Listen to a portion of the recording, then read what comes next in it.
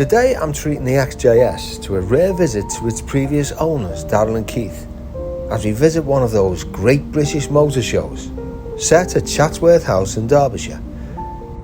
Car shows have become a staple tradition during the weekends of British summertime, for families and petrol heads alike. And today is a great turnout, with an eclectic mix of over 1,000 cars.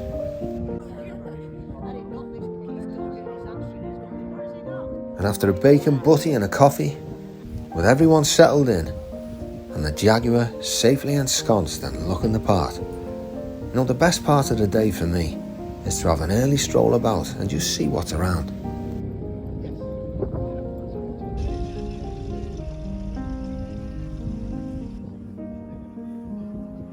The first car I happen upon is this beautiful Citroen SM, which takes me back to my early childhood when, along with my brother Lee, we would collect cigarette cards of cars of the time and stick them into an album called Famous Cars. This was the car that completely blew us away. As for a 1960 design, by its release at the Geneva Motor Show in 1970, and with its beautiful lines and Maserati engine, this was so ahead of its time and futuristic, it looked like something out of space. And whilst we're on the subject, look at this stunning Cadillac designed like a rocket ship, representing power, wealth and prosperity amidst the race for space during 1950s America. This Rolls-Royce S3 convertible was nice, albeit a dropout conversion completed by Stephen Pilkington back in the 80s.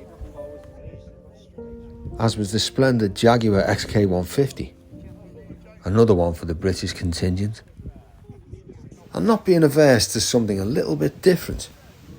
This tastefully and innovatively modified Chevy Apache Fleetside represented stunning workmanship and was the car of the show for me.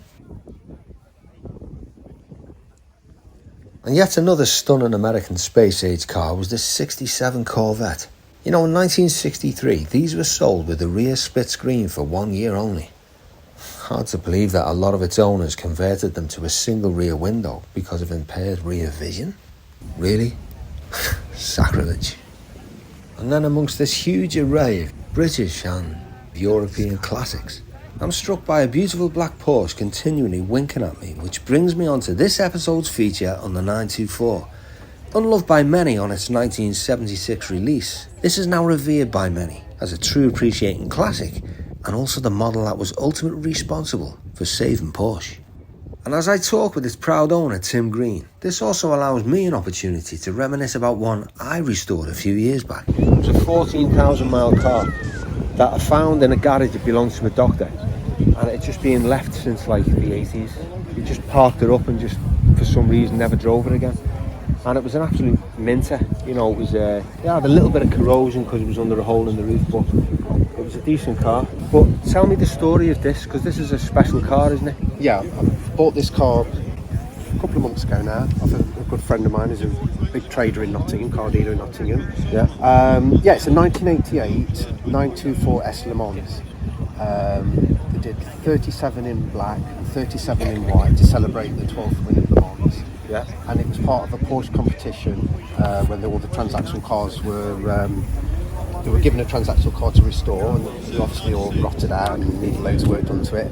And this was part of the competition. This belonged to Porsche Colchester, who restored this car, so it had a total restoration, but also they tried to keep a lot of the original parts, so it's not a whole new engine, it's just where they could keep the original parts of it, they did. Yeah. So, you know, if it needed new sills, they put new sills on. So was this rotted out? Rotted out, yeah, totally. Well, the sills had gone, the floors had gone.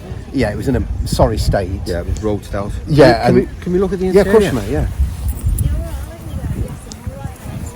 Yes, not too bad, thank you. So the Le Mans car...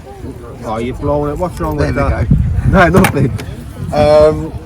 It was a lot different to the normal 924 because it had the 2.5 litre engine from the 944. Yeah. Different seats, the turbo seats, and it was all limited edition to this sort of turquoise colour. This dash looks nice. Yeah, that was totally restored, the dashboard. Was it split? Yeah, it was split and damaged, dried out, and you couldn't buy them anywhere. So they had to have a company who refabricated, glued it, welded it, and retrimmed it all. So basically all the, you know, and then obviously the engine was all restored. Yeah. The paintwork was done by a separate company. Paintwork is fantastic. Yeah. And black as well. It's the most it's not- difficult yeah. colour to paint. But you know the one I bought? Better watch me zips. The one I bought, it had the black and white pinstripe seats, you know, Yeah. like the velvet. Yeah. And it looked perfect when I opened the door. And I said to the doctor, Dr. Walker his name was, I said, what's the story behind this? He said, oh, I just parked it up and I haven't driven it for years, but yeah, he said, you're interested in it. Anyway, I went, these seats are beautiful. It was like taking skin off a rice pudding.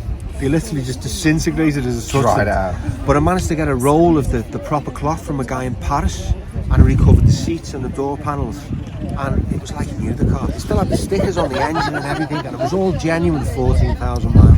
Which, well, I mean, they couldn't get this interior because obviously they only made 37 in black, 37 in white, so they had to go back to Germany to source the fabric and then have the whole seats all redone. You couldn't get the fabric in it because they didn't make enough of them. Yeah. I think I've still got a suit in this material from the 80s. From the 1980s. Yeah, it's actually quite nice, really. Yeah, I like that. And I'm just really pleased with that. I'm just. What's the mileage on this car? Was it high mileage? When about 127, I think, when they It's not restored for one of it. these, though. But obviously, since the engine's been done, it's done about 700 miles. Should we pop the bonnet? Yeah, can do. Yeah.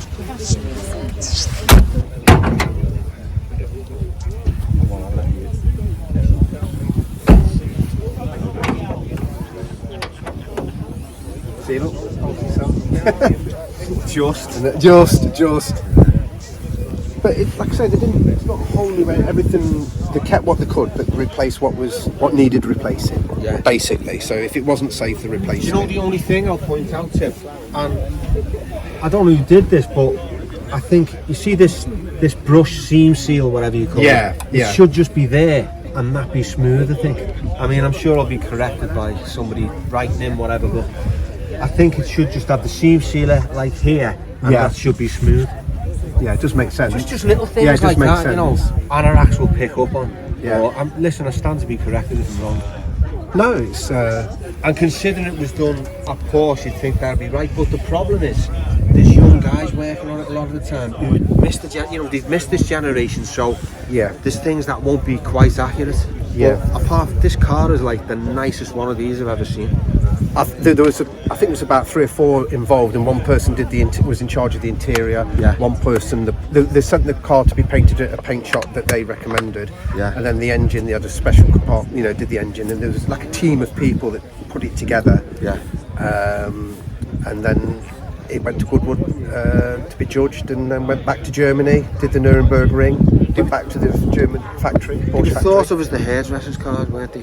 But I think, the hairdressers' Porsche. Yeah. I think they're lovely. I think they're great. And some people Hairdressers say, make good money, don't they? yeah, but some people, and we need a hairdresser. Let's face it. But some people frown upon them, but I think Yeah, they're lovely they did say cars. that. They did As say the that. cam belt goes, you just put another one on. Not like Yeah. the 928 that I've got. That's it. Yeah. That's going to be like a job and a half sorting that out. Yeah. But I love the position of the driver's seat, Yeah. the gear stick. Yeah, they're you just lovely lean to your drive. arm and you just change gear like that. Yeah, they're lovely to drive. Very underrated car. I And a think. lot of people always say, "Oh, it's an Audi," but Yeah, nowadays or a that's VW. no insult to anybody, really, is it? No, I mean, so. But this is obviously the 2.5 engine, so it is what it is. It's the proper thing. But no, I'm really pleased with it, and it's nice to have something that is a bit of an underdog as opposed to having a 911 and doing that. And it's special. It's a celebration car, isn't Yeah, it? it is. I'm very pleased with it, and I've enjoyed coming to the shows. It's been great. It's been really good, really good. Well, thank you very much. No, for you're showing welcome. us. No, Really appreciate it. thank you. Nice to Top meet you. man. Yeah, thank you. A few years ago now, I received a call from a doctor living a couple of streets away from me back in Liverpool about an Alfa Romeo Spider and needed rescuing. When I came to view it, there sitting beside it was a Porsche 924 in a similar state of disarray. There'd been a doctor's pride and joy at different times during his life, but because of busy scheduling, had somehow found themselves being parked up, never to be driven again. Then in his late 80s, he decided that rather than scrap the cars, he'd find them a new home. So I purchased them both, and I set about the arduous task of bringing them back to life. But enough about the Alfa for now. because we'll revisit this in detail in a later episode. So let's just concentrate on the 924. Now, as you can see, there was a 10-foot hole in the roof, but because it sat to the left side of it, and even though there was a lot of work to be done, this had survived a little better than its neighbour. The fuel pump was dead, so it was replaced along with the exhaust also, which was rotted out and on the floor. And after painting the car down one side, a new windscreen, changing the fluids and filters, and detailing the engine bay, with a new battery, the car simply fired into life. Worst of all was the interior. When I initially opened the door, everything looked and smelled as new. Yet as soon as it touched the velvet seats, they disintegrated. So after weeks of searching, I tracked down a full roll of the original pinstripe material from a guy in Paris. So after recovering the front seats and door panels, the car was returned back to new. So from this to this.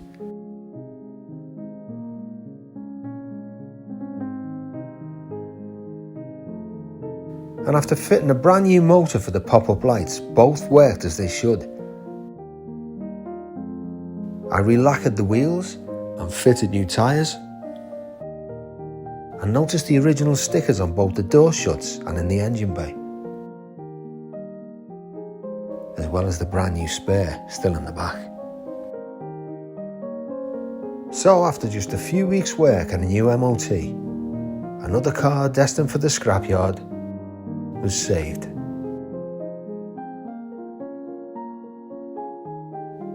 So in time warp condition, 99% original, and with 14,000 original miles on the clock, all that was left to do now was drive it and enjoy.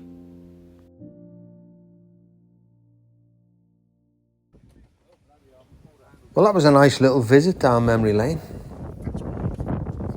But back to reality, and Keith rounds off the day at Chatsworth by taking a nostalgic trip in an old Mini Cooper, bringing an end to what was a lovely day and reuniting the Jaguar with Darryl and Keith. There's nothing worse than having, Vickers tea party sandwiches, isn't there? Go on, Darryl, you tell him. Oh, and speaking of visits, I almost forgot to mention an invite I had last month from the Jaguar Land Rover plant at Halewood, Liverpool, formerly the Ford plant back in the 1960s and 70s. I was invited down along with the XJS to help celebrate 60 years since the plant's opening back in October 1963.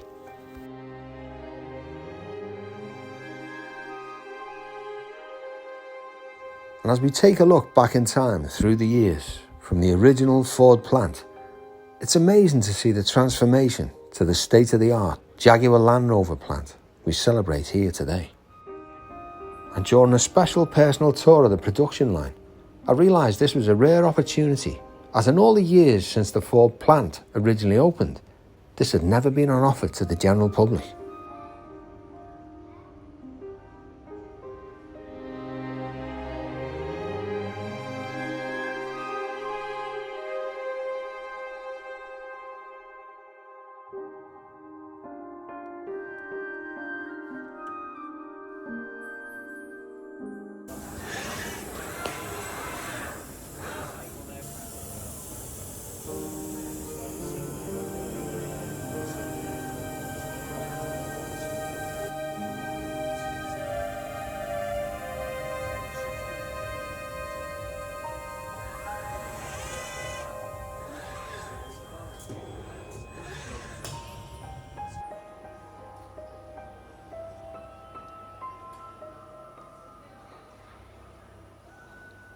I suppose the only disappointment of the day, if any, was that I was really looking forward to the Ford Club exhibiting alongside us, showing 40 of the original cars the plant was famous for manufacturing in the early days, but was told they decided not to turn up because it was raining. Whatever. But there was one on show, and what a fine example it was. And a real treat was the late Queen's personal Land Rover.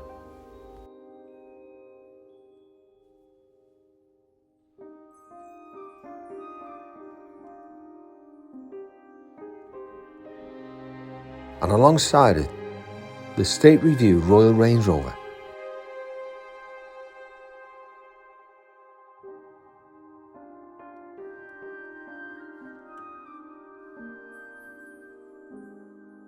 A convertible finished in a splendid one-off Royal Claret.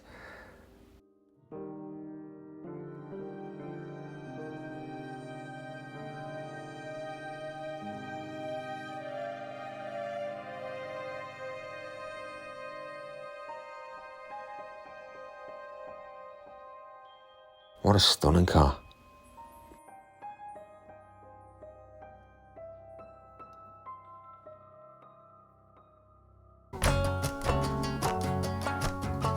Thank you for watching this episode of Classic Obsession. If you enjoyed it and you haven't already, don't forget to like and subscribe. It's free. And tune in next time for the long-awaited next instalment of the Porsche 928 GT.